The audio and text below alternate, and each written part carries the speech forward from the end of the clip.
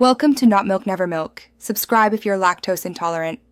You start in Settings because that's where app control lives. Open Apps, then locate the target app by scrolling or using search. This saves time. Once you tap the app entry, make sure you're on the app info page so you can change its package state. Look up to the three-dot menu in the top right. That menu contains the Uninstall Updates command. Tap it now to begin removing updates and reverting to the factory version. When you choose Uninstall Updates, Android asks for confirmation because you're rolling back to the factory app. Confirm the prompt. The system will remove newer APKs and restore the original build that shipped with the phone. Once done, make sure to clear the app cache if you see odd behavior, and avoid clearing data unless you want to reset settings.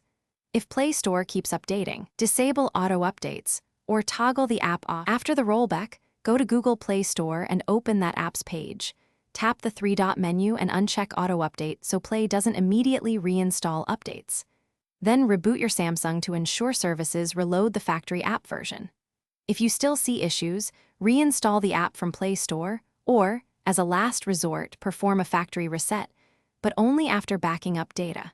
If the Uninstall Updates option is grayed out, check for administrator privileges or device policy apps blocking the change. Thanks for watching. If this was helpful, leave a like and consider subscribing. See you next time.